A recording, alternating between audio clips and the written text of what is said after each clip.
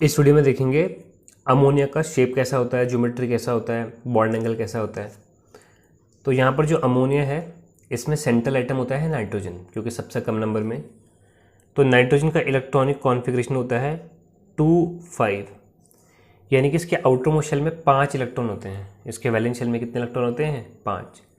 अब यहाँ पर नाइट्रोजन ने 3 हाइड्रोजन से बॉन्ड बनाया हुआ है, 1 2 3, और हाइड्रोजन तो बनाते हैं single bond, single single single. तो नाइट्रोजन ने 5 में से 3 इलेक्ट्रॉन तो यूज़ कर लिए 3 हाइड्रोजन से बॉन्ड बनाने में। तो 5 में से 3 गए, बचे कितने? 2 इलेक्ट्रॉन, मतलब एक जोड़ा इलेक्ट्रॉन, एक पेयर इलेक्ट्रॉन बच गए इसके, ठीक है। तो यहाँ पर बॉन्ड पेयर कितने, अगर मुझे इसका शेप या ज्योमेट्री बताना है तो बॉन्ड पेयर देखना पड़ेगा, लोन पेयर भी देखना पड़ेगा। बॉन्ड पेयर कितने, मतलब टोटल बॉन्ड कितने? 1 2 3, तो बॉन्ड पेयर हो गए 3।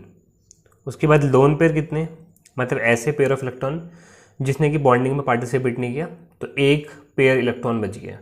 कितने इलेक्ट्रॉन बचे ये नहीं, कितने पेयर, जोड़े मतलब, तो एक पेयर बचा, ठीक है। 2 इलेक्ट्रॉन मतलब एक पेयर, तो ये हो गया। अब टोटल मिला के यहाँ पर ये कितना हो गया? 4।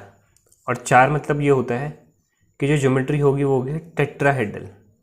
4 मतलब ये होता है कि जो ज्योमेट्री होगी वो होगी टेट्राहेड्रल, ठीक है।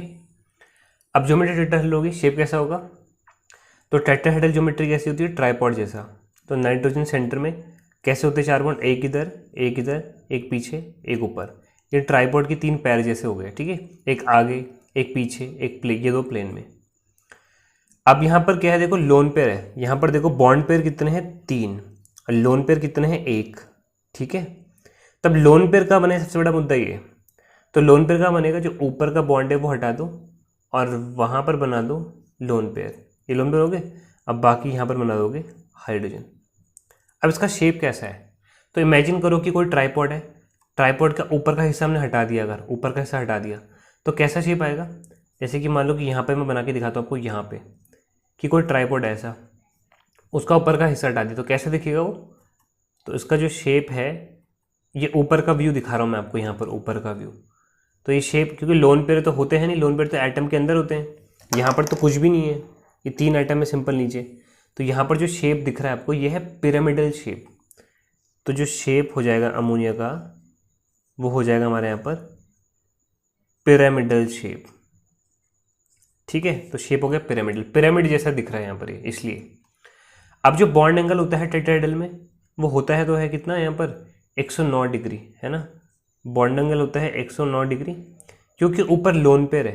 तो लोन पेयर क्या करते हैं बेसिकली, आप इसको ऐसे देखो, जैसे यहाँ पर 2 मार्कर है, ऊपर से लोन पेयर है।